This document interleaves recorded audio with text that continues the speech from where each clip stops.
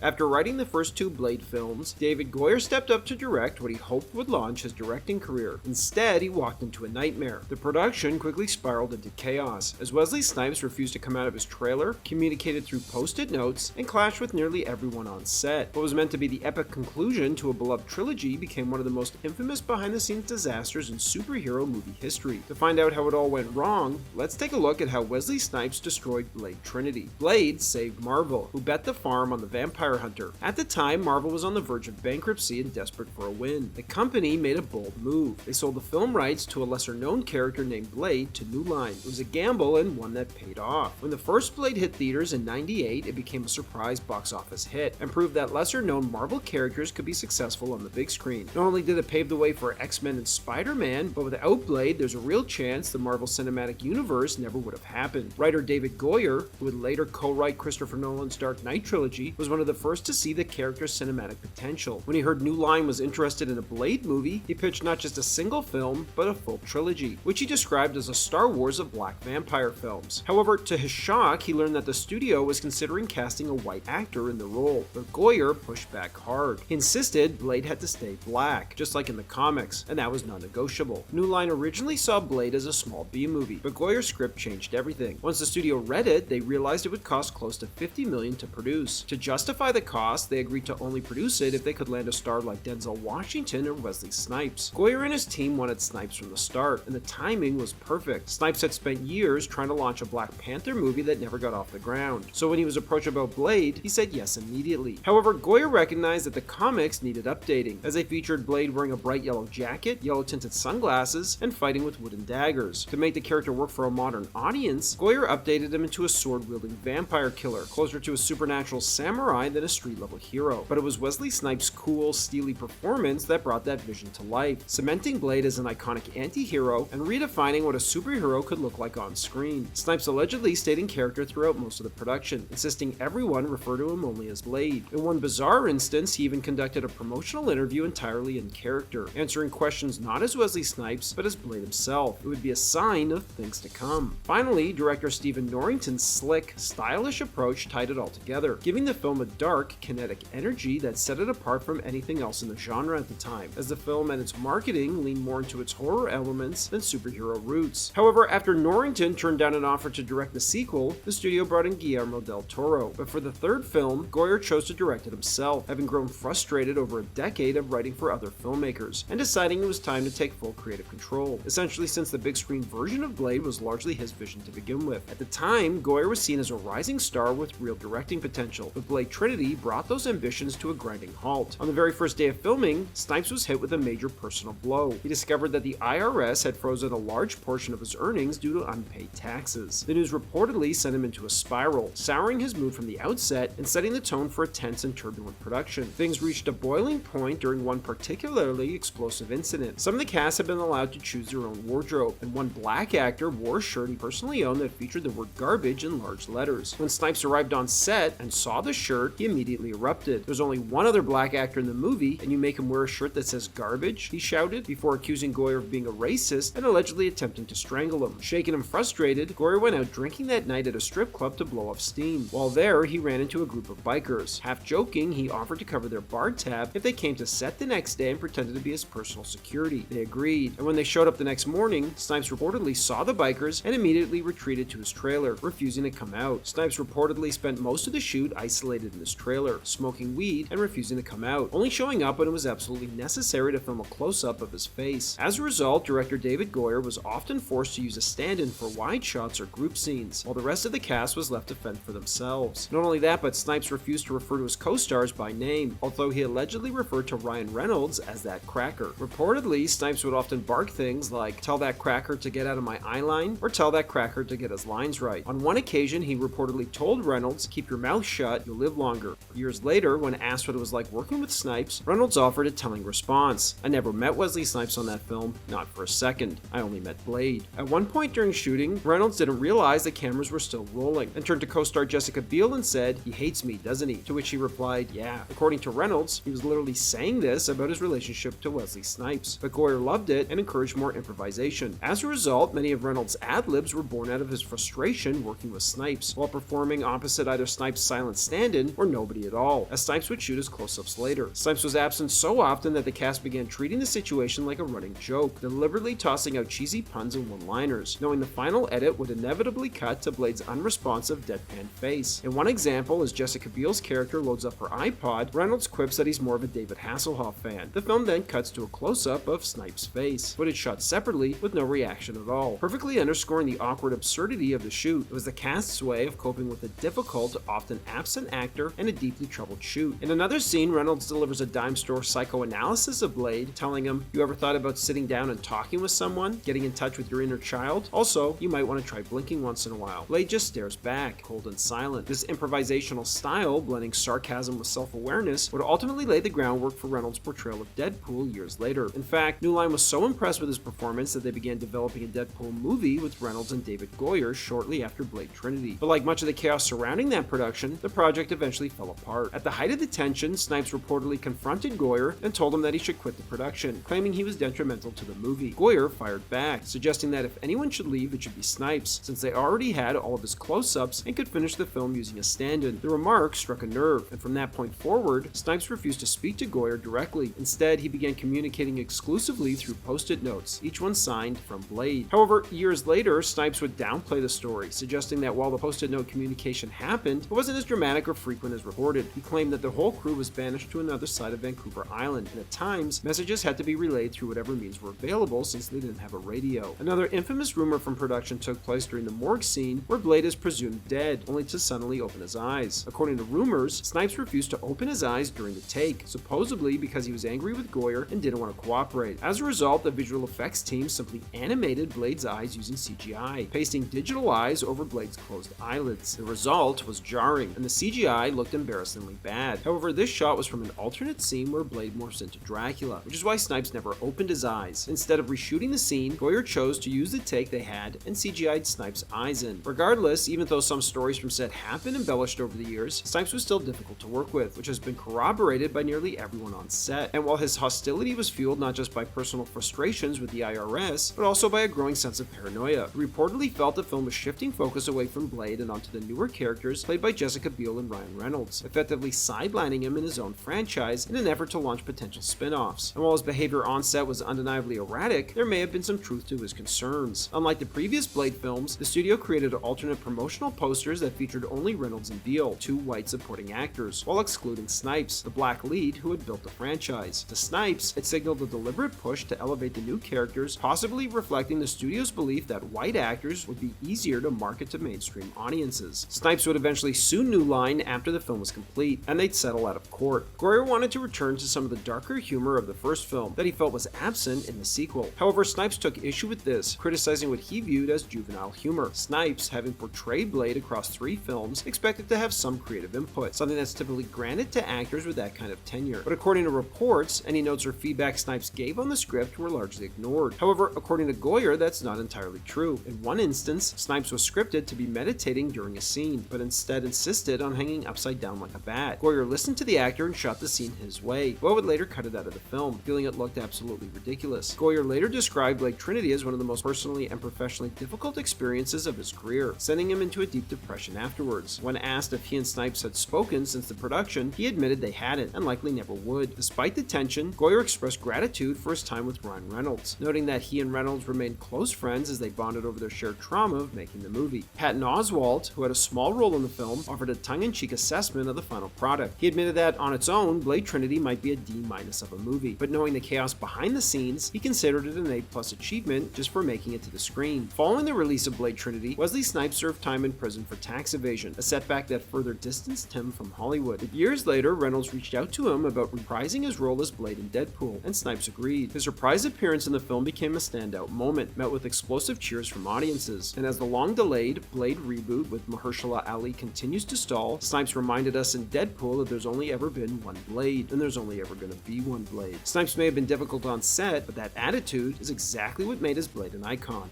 Thanks for watching, everybody, and don't forget to like and subscribe for more of Hollywood's untold stories and unmade movies.